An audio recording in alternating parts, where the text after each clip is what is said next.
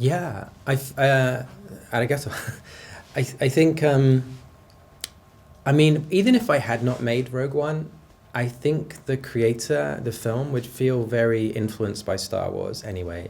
As a child, I would go downstairs and eat my cereal when I was like 5 years old, and on the Sony Betamax, I would watch the beginning of A New Hope over and over and over every day. And so when I got to make films, you know, Star Wars just comes out.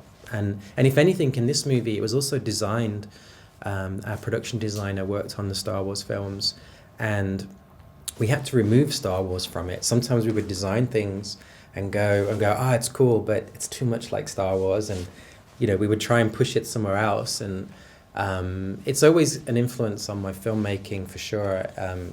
It's like the perfect aesthetic, so it's very hard to not do Star Wars, you know. And I think whether I did Rogue One or not, that would be true.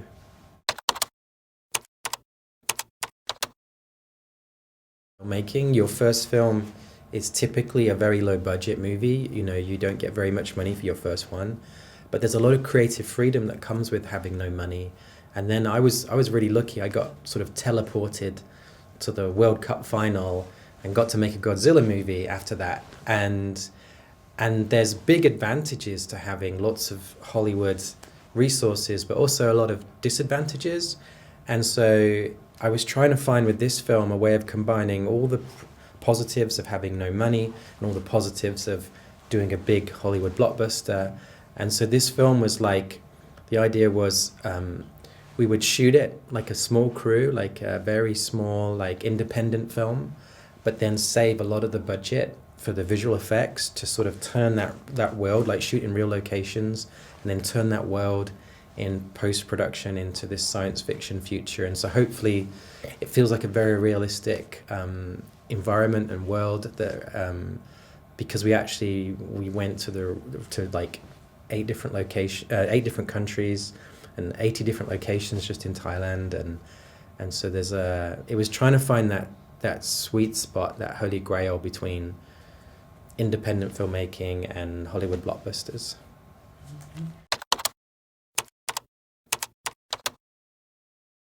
The fact that I don't understand Japan, like I go for a walk and I see signs and you know, imagery, and I have no idea what it means, and it feels like I've gone to another world, or like gone into the future or something. It's like the closest, as a science fiction fan, it's like the closest I can. It's like going to Disney World or something, and it feels like I have gone into an anime film or something, or I'm walking around Akira or something. It's a very strange feeling that I love. I find it very inspiring. My favorite thing to do when we came over here for these interviews was to go for a walk at night and put music on, and ideas just come about, you know, future films. I find it one of the most inspiring places in the world.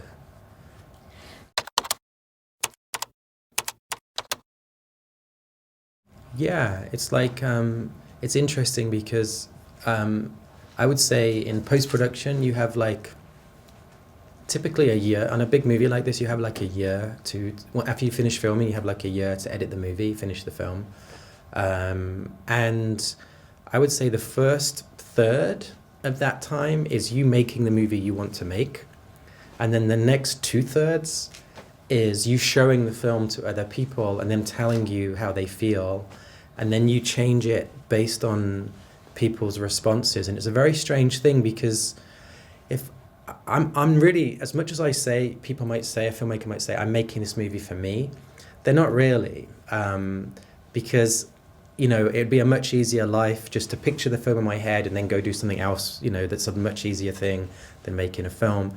And so you are actually making movies for people like yourself, but you can have all the best intentions in the world, but if that's not being communicated, then you have to change things. And so it's this horrible exercise where you show the film to hundreds of people and they fill in these forms, and there is very little time to read the form, and so you have to go to this one section that says that, which is the thing they hated the most, and read it, and you read hundreds of these things. It's like being punched in the stomach.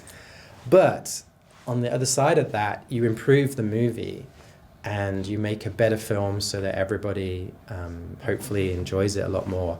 And so it's quite a brutal process making a movie, but you know, at the end of the day, all you really want to do is make a film that people like. So whatever you have to do, it's okay. ありがとうございます。